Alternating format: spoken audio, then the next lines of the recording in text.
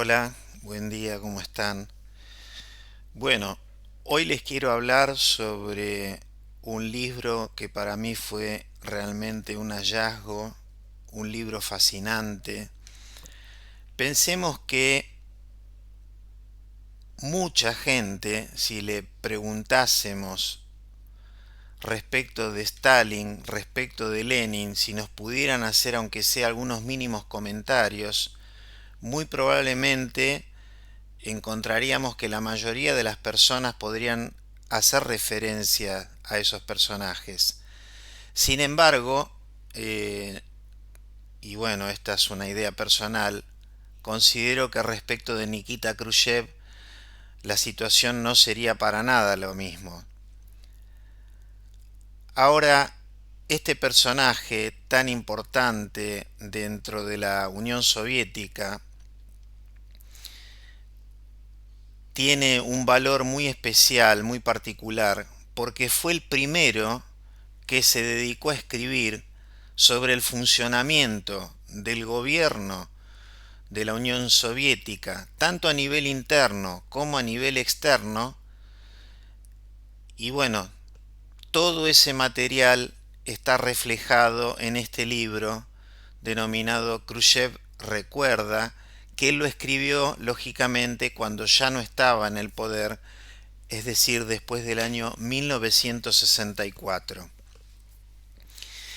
Es un libro de un tamaño realmente importante porque tiene 622 páginas. En este libro, Khrushchev plantea críticas fundamentalmente enfocadas en Stalin y en Beria. Beria, para aquellos que no lo sepan, estaba o estuvo a cargo a partir del año 1938 y hasta el año 1953 del NKVD, que no era otra cosa que una policía secreta que se dedicaba a investigar, a arrestar, a enjuiciar, a ejecutar y a hacer desaparecer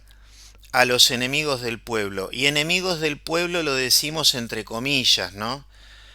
Porque en realidad durante el gobierno de Stalin hubo asesinatos masivos, no solamente de lo que estamos diciendo de los enemigos del pueblo, sino que se mataron afiliados del partido, funcionarios del partido, es decir, toda vez que pesaba una mínima sospecha sobre cualquier personaje, el NKVD se encargaba de hacer lo que les comentaba anteriormente. Bueno, podemos decir en principio que Nikita Khrushchev tuvo el poder supremo en la Unión Soviética entre los años 1955 y 1964, a pesar de que la muerte de Stalin se produjo en el año 1953. Sin embargo, hubo una suerte de interregno entre el 1953 y el 1956, donde hubo una disputa del poder entre Malenkov y concretamente nuestro personaje de nuestro libro, Nikita Khrushchev. Las purgas de Stalin fueron principalmente entre los años 1936 y 1937, y Khrushchev, a pesar de que no lo menciona demasiado en su libro o inclusive trata de separarse de todo lo que hizo, todo lo malo que hizo Stalin durante su gobierno, también estuvo a cargo de las purgas en Ucrania a partir del año 1938, dado que Stalin le pidió a Nikita Khrushchev que se ocupara de Ucrania y allí estuvo a cargo del gobierno entre los años 1938 y 1950. Respecto de la colectivización agrícola llevada adelante por Stalin, podemos decir que este proceso en realidad lo que hizo fue generar el hambre de millones de personas, lo que condujo a millones de muertos, y tan malo fue el proceso que se produjo una reducción de la producción agrícola en términos cuantitativos de la mitad de lo que se venía produciendo antes de iniciar el proceso de colectivización. Khrushchev posiblemente es conocido a través del denominado discurso secreto que dio en el marco del 20º Congreso del Partido Comunista Soviético en el año 1956, sobre el cual más tarde daremos detalles. Y el ascenso de Nikita Khrushchev fue facilitado por las purgas que involucraron, como decíamos, tanto a encumbrados personajes del partido como, por ejemplo, por citar algunos casos, Zinoviev o Kamenev, e incluso a otros 7 millones de compatriotas. Nikita Khrushchev fue lugarteniente de Stalin en Ucrania, como decíamos, entre los años 1938 y 1950, lo que en alguna medida lo mantuvo alejado de parte de las purgas que realizó Stalin, con centro en Moscú, pero como decíamos antes, también Khrushchev realizó purgas en el territorio de Ucrania.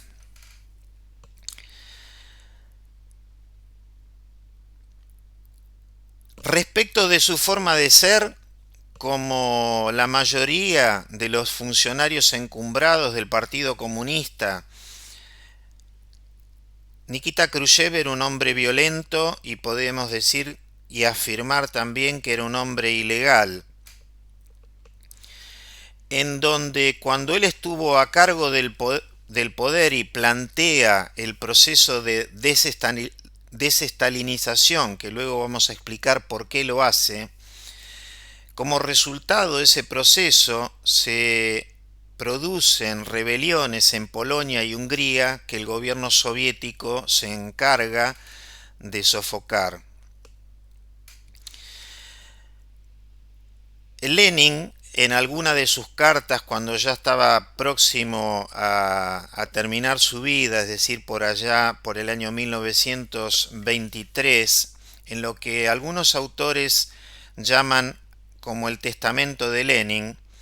les decía a sus, digamos, funcionarios, a sus compañeros importantes del Partido Comunista, que tuviera mucho cuidado con Stalin, porque Stalin es radicalmente bestial y no va a tardar en abusar del poder. De hecho, específicamente en una de sus cartas, Lenin le dice a sus compañeros que había que buscar a alguien más tolerante, alguien más leal, más educado y menos caprichoso. A diferencia de Stalin, Lenin, si bien era un personaje brutal, solamente lo era con los enemigos, nunca con los propios, como si lo fue Stalin de manera permanente durante su gobierno. ¿Por qué decimos que Lenin solo era brutal con los enemigos? Podemos dar el ejemplo de que fue Lenin quien indicó el asesinato del zar y de toda su familia cuando el ejército blanco se estaba acercando a la casa Ipatiev en Ekaterimburgo y cabía la posibilidad de que el zar y su familia fuesen liberados, y eso evidentemente podía llegar a poner en jaque a la revolución bolchevique, ¿no? Los principios del gobierno comunista fueron realmente muy difíciles, tanto que Lenin tuvo que desarrollar un proceso económico al cual denominó la nueva política económica, que era una política económica totalmente capitalista, en la cual se permitía a los privados hacer negocios, y de esa manera fue que se le dio un impulso inicial a la economía soviética, iniciado el gobierno de los bolcheviques tras la Revolución de Octubre. Nuestro amigo Nikita Khrushchev era un técnico metalúrgico que de pequeño trabajó en minas que estaban próximas a su pueblo natal. Por pedido de Stalin, estuvo a cargo de la construcción del metro de Moscú, que en alguna medida podemos asimilar esta actividad a un trabajo minero. En cierta oportunidad, mientras él estaba en alguna medida verificando el progreso de las obras, se le acercó un ingeniero denominado Makovsky, y Makovsky le planteó a Khrushchev que él entendía que lo que se estaba haciendo era equivocado, porque la construcción del metro se estaba haciendo bajo el sistema alemán, que era de trinchera abierta, y él consideraba que lo ideal sería hacerlo a túnel cerrado, como lo hacían los ingleses, porque eso le otorgaba varias ventajas. Podía servir como refugio antiaéreo frente a alguna guerra que asolase en algún momento a la Unión Soviética, porque por otra parte tampoco hacía falta seguir el trazado de las calles, y que el elemento necesario para llevar a la gente hacia la estación del metro no tenían que ser ascensores verticales, sino escaleras mecánicas. Cuando todo este proyecto que a Nikita Khrushchev le interesó se le es presentado a Stalin, Stalin lo aprueba, y el metro de Moscú, por lo menos parte de él, se estrena en el año 1935. Durante los años 1928 a 1933, Stalin busca imponer el proceso de colectivización agrícola, que tiene que ver con que los productores agrícolas le vendan la mayor parte de la producción a un precio fijado por el Estado soviético.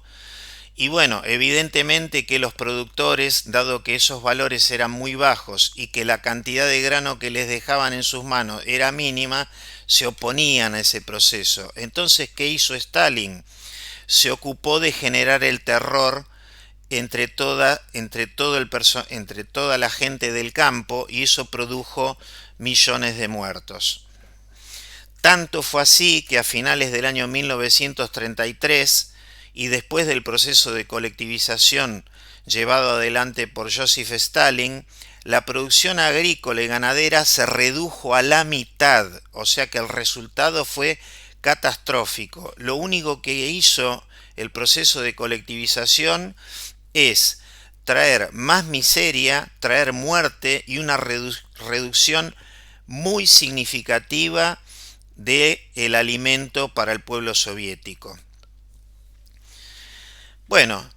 no conformándose con esto, Stalin, cuando se produce el asesinato de Kirov, inicia un proceso de purgas que ejecuta a 1 millón de miembros del partido y 7 millones de ciudadanos. Y bueno, todo esto queda a cargo del NKVD, que había tenido sucesivamente como cabeza primero a Yazgoda, luego a Yezhov, y a partir del año 1938 a Laurenti Beria, posiblemente uno de los personajes más siniestros de la historia de la humanidad. Y tanto poder tomó el NKVD en la Unión Soviética, que en algún momento hasta Joseph Stalin empezó a tenerle miedo a Laurenti Beria. Por aquella época simplemente bastaba que un ciudadano señalase a otro, no sé, diciendo cualquier cosa sobre él, respecto de que no era un buen comunista, o de que trabajaba vaya a saber para quién, o de que era un espía, o de lo que sea, para que el NKVD se encargara de apresar a esa gente y mediante un juicio sumario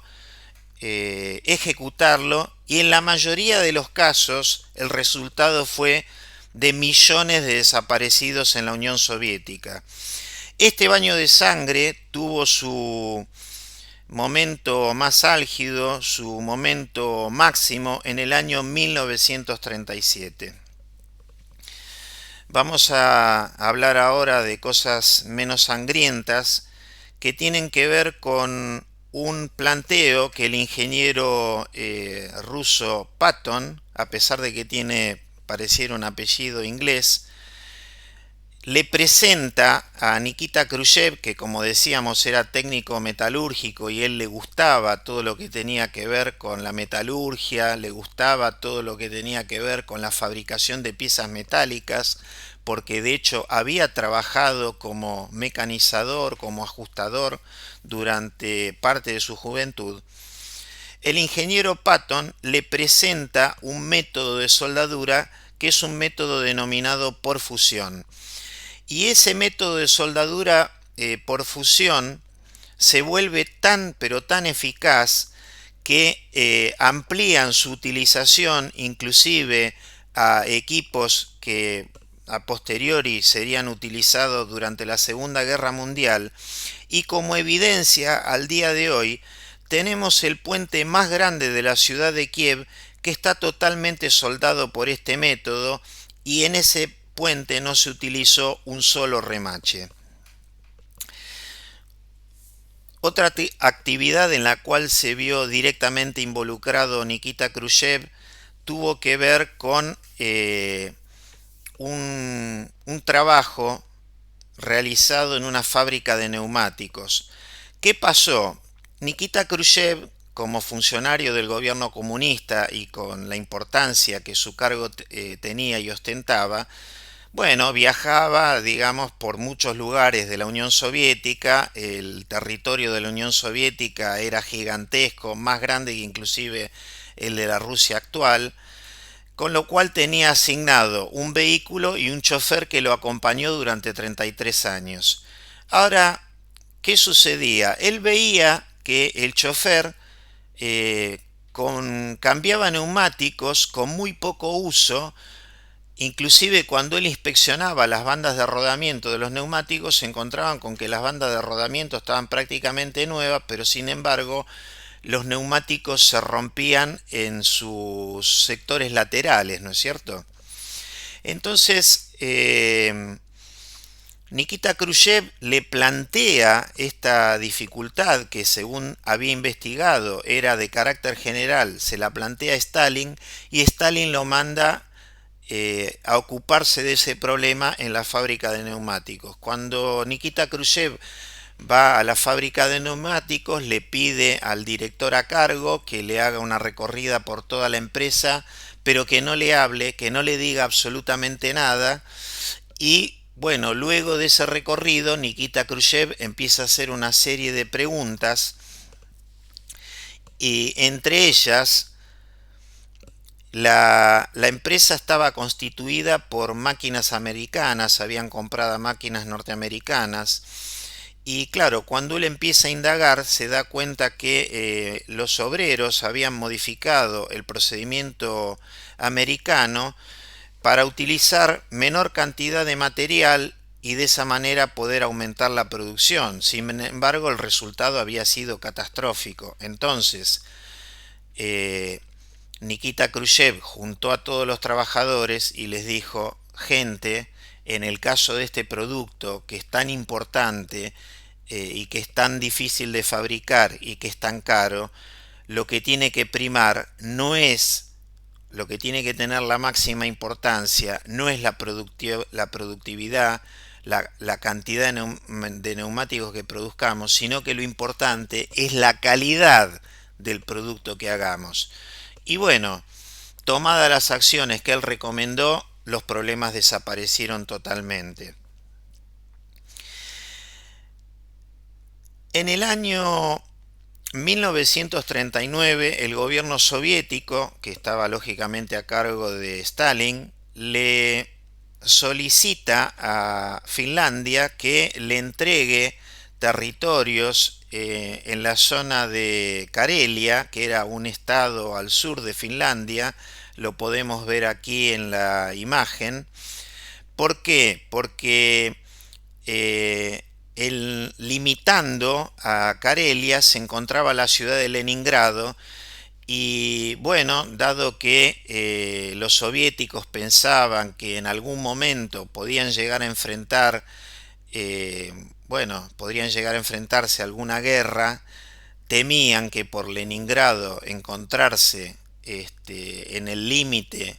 una ciudad tan importante, encontrarse en el límite con Finlandia, era una ciudad, digamos, muy vulnerable. Entonces, bueno, lógicamente que el gobierno finlandés se opuso totalmente a esa situación y al gobierno soviético no le quedó otra que declararle la guerra. Y se encontraron con un enemigo, me refiero a los finlandeses, durísimos. Tanto que, por ejemplo, eh, lo dice de manera simpática Khrushchev en sus escritos,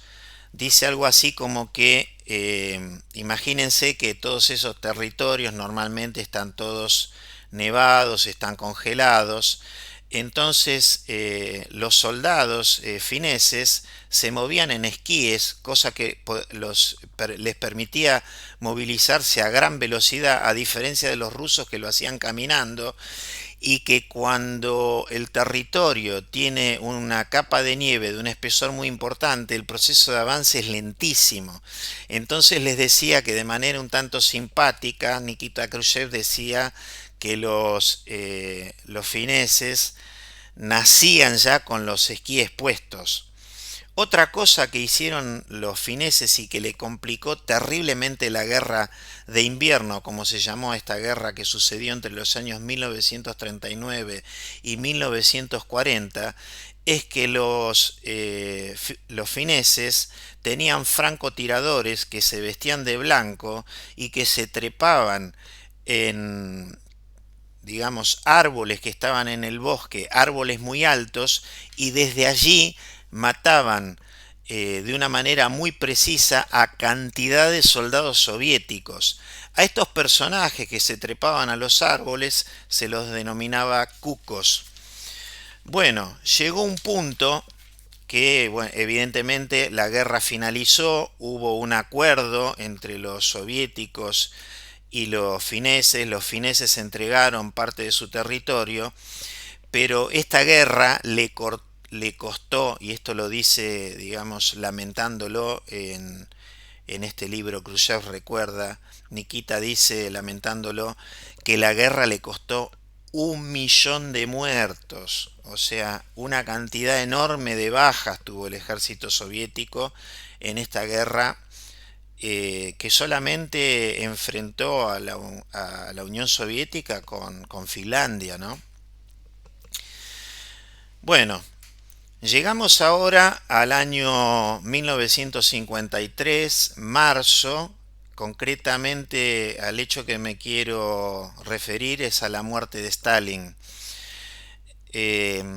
Stalin el día anterior, al día de su muerte, había tenido una reunión, una cena con sus compañeros del Partido Comunista, sus compañeros más encumbrados, inclusive en esa cena había estado Nikita Khrushchev, se lo había visto perfectamente bien. Y bueno, lo que sucede al día siguiente es que él, si bien se levantaba tarde, bueno, iban pasando las horas, eh, Stalin no aparecía el personal que estaba, digamos, alrededor de él, si le podemos llamar mayordomos, sirvientes, no sé qué nombre darles, tanto le temían que no se animaban ni siquiera a golpear la puerta, menos a abrir la puerta. Y bueno, llegado un punto, llamaron a los personajes encumbrados del gobierno soviético y bueno, se decidió finalmente abrir la puerta. Cuando la puerta se abre, se lo encuentra a Stalin, que está en el suelo prácticamente moribundo. Evidentemente había sufrido un ataque muy severo cerebrovascular. Y bueno, se llama a los médicos y en realidad, bueno, los médicos no pueden hacer nada porque habían pasado ya muchas horas. Aparece Beria y el comportamiento de Beria es algo que le llamó significativamente la atención a Nikita Khrushchev, particularmente el hecho de que ni bien se decreta la muerte de Stalin, Beria inmediatamente se, se va del lugar. Entonces, realmente se produce un vacío enorme de poder. Imagínense que Stalin había estado 30 años a cargo del gobierno en la Unión Soviética y con esa mano férrea con el que llevaba adelante el gobierno. Y entonces entre, bueno, los personajes importantes del gobierno comunista, aparece el temor sobre la posibilidad de que fuese Laurenti Beria el próximo secretario general del Partido Comunista, aquel quien se hiciera cargo del poder. Entonces,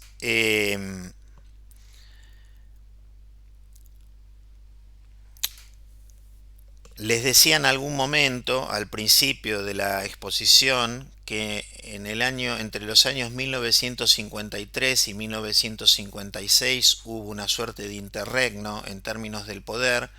Al principio lo toma Malenkov. Malenkov, en alguna medida por conveniencia, y era recíproco, estaba muy cercano a Beria. Sin embargo, y vuelvo a lo que comentaba anteriormente, ante la posibilidad de que Laurenti Beria se hiciera cargo del poder, Nikita Khrushchev empieza a hablar con cada uno de los funcionarios del gobierno comunista, con Malenkov, con Bulganin, con Molotov, con Saburov, con Kaganovich. ¿Con qué objetivo? Con el objetivo de convencerlos de que era necesario matarlo a Beria. Entonces, todos estos funcionarios que yo les mencioné estuvieron totalmente de acuerdo. Dice en el libro Nikita Khrushchev respecto de Beria que desde tiempo atrás sabía que no era comunista. Lo consideraba un traidor oportunista que no se detendría ante nada para alcanzar sus propósitos. Su postura no era la de un comunista, era un carnicero y un asesino. Bueno, desde que muere Stalin hasta que se lo ejecuta a Beria pasan 3 meses. En ese corto periodo de tiempo, acá vamos a visualizar concretamente lo que nos dice Khrushchev, que Beria no era comunista, porque dice que Beria les empieza a decir a sus compañeros que sería importante, dado que se estaban volviendo ya personas grandes, que el Estado soviético les construyera unas dachas. Las dachas son casas de verano, casas de fin de semana, donde ellos pudieran vivir con sus familias en lugares acomodados. Y bueno, claramente este no es un concepto comunista, ¿no? O sea, este es un concepto capitalista de privilegios. Khrushchev los convence a todos los demás que lo dejen seguir adelante. De hecho, bueno, él inicia con esas construcciones. Y bueno, llegado un punto, lo que Khrushchev hace, y lo hace a través de Malenkov, es convocar una reunión del Presidium, que era justamente donde se reunían todos estos funcionarios del Partido Comunista, porque en esa reunión concretamente lo que se iba a hacer era arrestar a Beria. En esa mesa, Beria se sienta a la derecha de Nikita Khrushchev, el que arranca hablando es Malenkov, y en algún momento toma la palabra Khrushchev, y Beria ya se daba cuenta de que algo estaba pasando, y le dice concretamente a Khrushchev, bueno, Nikita, decime para qué es esta reunión. Y ahí él le dice, ya te vas a enterar. Evidentemente que como Beria era una persona, digamos, muy influyente y que tenía a infinidad de súbditos que trabajaban para él, que estaban a cargo del NKVD, el arresto no podía estar a cargo de gente del NKVD, sino que lo que Khrushchev con sus compañeros hicieron fue convocar a gente del ejército, concretamente a Zhukov, y fue Zhukov quien después de Nikita Khrushchev exponer delante del Presidium todo lo que ellos pensaban alrededor de Beria, es que bueno, se lo arresta y, y bueno, pasa un tiempo arrestado en un lugar, digamos, alejado al acceso de la gente del NKVD, y finalmente evidentemente el grupo decide ejecutar a Beria, y mientras todo este proceso estaba sucediendo empiezan a aparecer un montón de padres diciéndole a los funcionarios del Presidium que Beria había violado a sus hijas. O sea, Beria era, como les decía, posiblemente uno de los personajes más siniestros que hubo en la humanidad. Un asesino despiadado, un carnicero, un violador, un ser totalmente despreciable. Bueno, ahora les quiero comentar algunas cuestiones, por lo menos las principales, respecto de la política exterior durante el gobierno de Khrushchev. Y bueno, quizás las dos más importantes. La primera tiene que ver con que el gobierno de Khrushchev realiza las paces con el mariscal Tito de Yugoslavia. ¿Por qué tiene que realizar las paces? Porque Stalin lo había excomulgado a Tito en el año 1948 porque veía que el mariscal Tito en alguna medida no aceptaba, digamos, los mandatos de Moscú, ¿no? Entonces, cuando en el año 1955, con el objetivo de hacer las paces, Nikita Khrushchev arriba al aeropuerto, si mal no recuerdo, creo que era el de Belgrado, por un lado observa que prácticamente no hay funcionarios del gobierno que lo recepcionan, es decir, él se siente bastante mal por la recepción del gobierno. Por otro lado, da un discurso en el cual intenta echarle la culpa de lo que había sucedido en el pasado a Laurenti Beria y no a Stalin, y eso le produce un enojo mayor a Tito. Bueno, luego se reúnen, conversan entre ellos hasta que finalmente bueno, hacen las paces, y para facilitar más las cuestiones todavía es que Nikita Khrushchev le condona una cantidad de deudas que tenía Yugoslavia con Moscú. La visita de Nikita Khrushchev a Yugoslavia le permitió observar cómo Yugoslavia estaba construyendo el socialismo a su modo, y cómo esta construcción no había dejado de lado la posibilidad ni de exportar productos ni del turismo, que realmente eran actividades que le generaban buenos réditos y que, bueno, posteriormente y a partir de su regreso a la Unión Soviética, Nikita Khrushchev, bueno, quiso impulsar, ¿no es cierto?, en su país. Respecto de Fidel Castro, podemos decir que cuando Fidel hace la revolución en Cuba, en alguna medida no estaba clara su filiación política. Sí podemos afirmar, y sí lo dice Khrushchev en el libro, que tanto Raúl Castro como el Che Guevara eran claramente comunistas. Y por aquellos años había una suerte de chiste que decía, estaban alineados, por ejemplo, todos los funcionarios principales del gobierno cubano, del gobierno de la Revolución Cubana, y había alguien que preguntaba: los comunistas den 3 pasos al frente.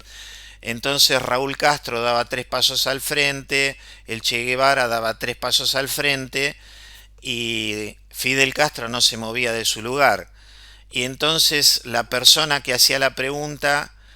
ya la direccionaba directamente a Fidel y decía: usted, el señor de barba, el señor alto de barba, no me escuchó. Los comunistas 3 pasos al frente, y Fidel se quedaba parado en ese lugar. Los norteamericanos, recordemos y sabemos todos nosotros que la isla está muy cercana al territorio de los Estados Unidos y es un territorio muy vulnerable. Si bien posiblemente e inicialmente vieron bien el cambio de gobierno, al poco tiempo ya no lo veían del mismo modo y entonces empiezan a generar ataques sobre la isla. Concretamente le empiezan a cortar el envío de petróleo y conforme sucede eso, Fidel empieza a virar hacia el comunismo. Entonces se produce en la isla una invasión que no está clara si fue realizada por cubanos, si fue realizada por norteamericanos, por una mezcla, pero bueno, Fidel le llamaba contrarrevolucionarios asistidos por los Estados Unidos. Fidel le pide asistencia militar a la Unión Soviética y bueno, repele y aplasta a esa invasión norteamericana. Pero bueno, evidentemente, volviendo a lo que decíamos anteriormente, el territorio cubano era muy vulnerable. Entonces, ya existiendo una muy buena relación entre el gobierno cubano y el gobierno de la Unión Soviética, Khrushchev le propone a Fidel Castro poner misiles en Cuba apuntando hacia la ciudad de Nueva York, proceso que Fidel acepta y se realiza totalmente en un marco en el cual al principio la inteligencia de los Estados Unidos no detecta, pero bueno, con el paso del tiempo y con el movimiento de los barcos soviéticos que llegaban a la isla, bueno, se dan cuenta de que algo estaba pasando y bueno, instalados los misiles en Cuba,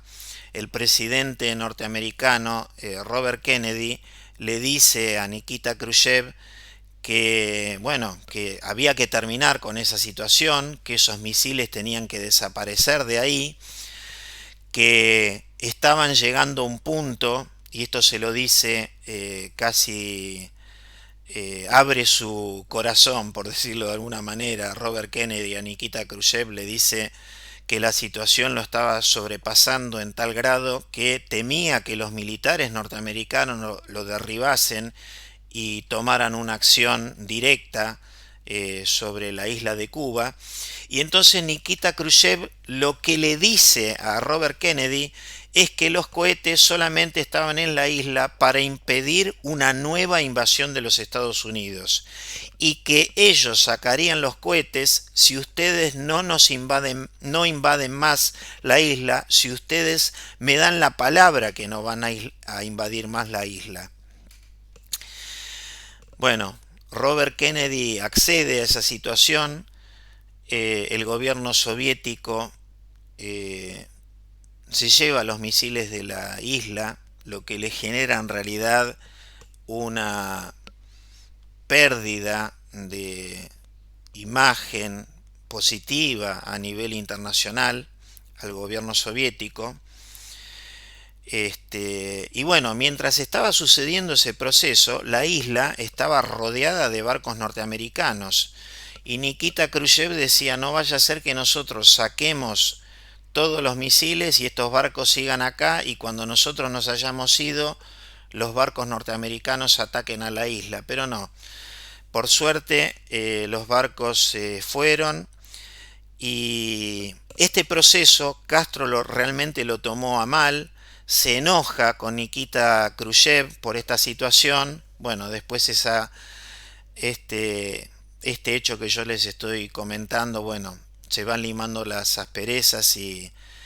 digamos la buena relación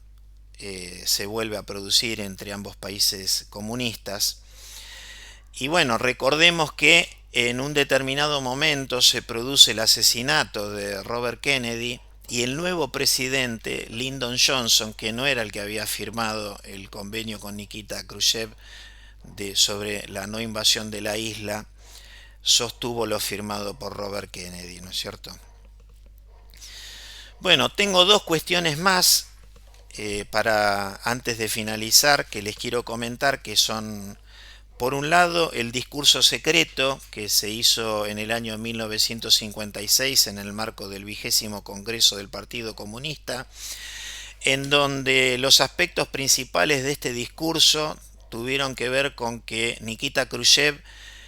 lo que hace es denunciar el culto a la personalidad de Stalin, porque nosotros pensemos que el comunismo en alguna medida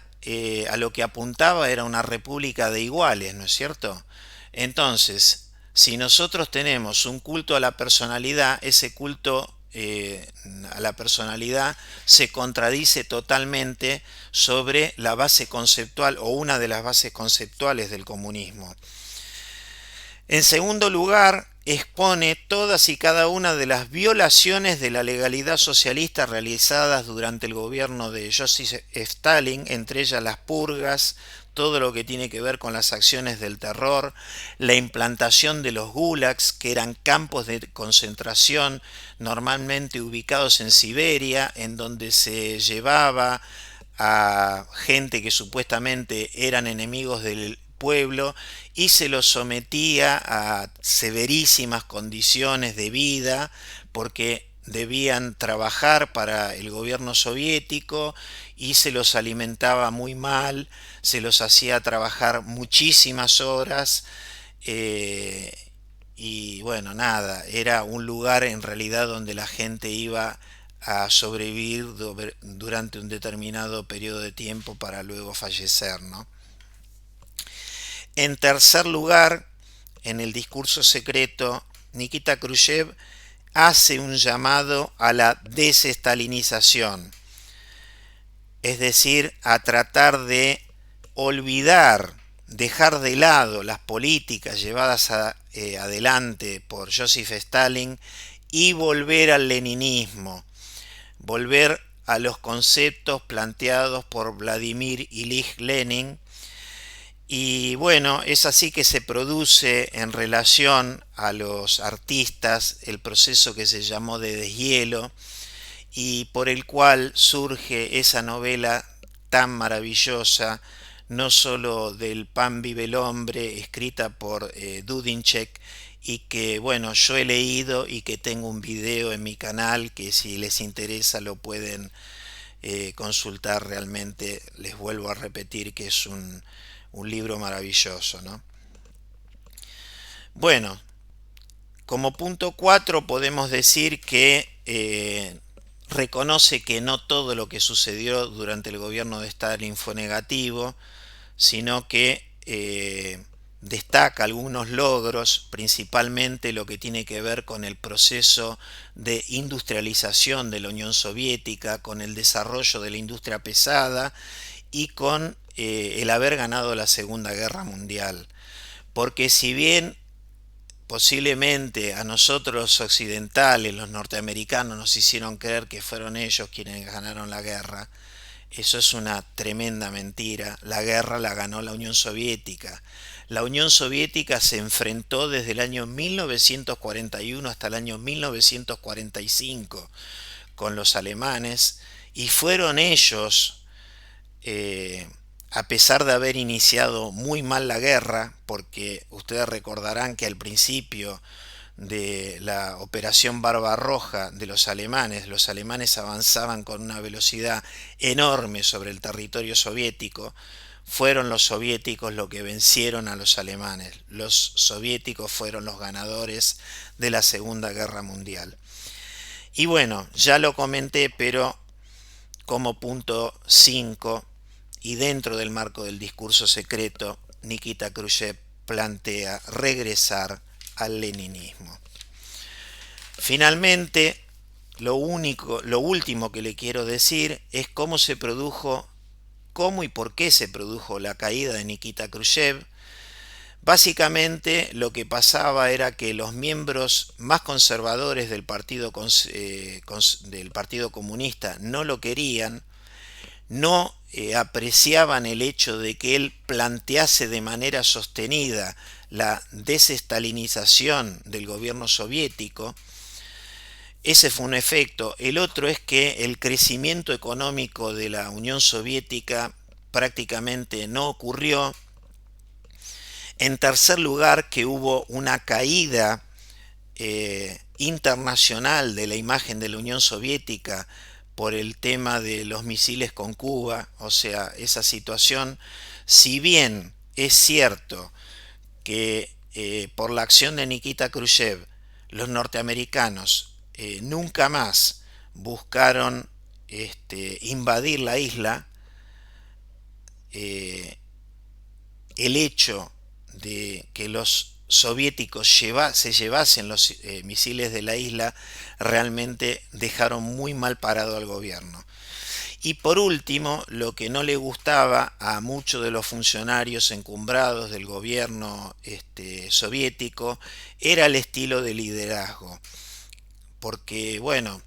Nikita Khrushchev era precipitado, era impulsivo y muchas veces tenía una enorme falta de tacto. Fue así que en el año 1964, y estando de viaje en Finlandia, bueno, producen un golpe, lo reemplazan con Brezhnev, y en alguna medida el proceso que él había llevado adelante, que tenía que ver con el deshielo, se lo deja de aplicar. Así que bueno, como les dije al principio de mi relato, esta obra es un hallazgo, es un trabajo increíble,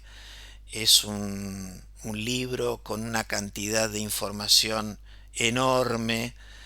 y con ese valor tan especial de haber sido el primer libro escrito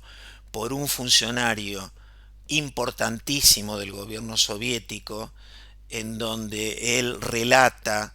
desde adentro lo que sucede en la Unión Soviética, tanto en términos de su política interna como de su política internacional. Así que bueno, espero que el video les guste y les mando un saludo.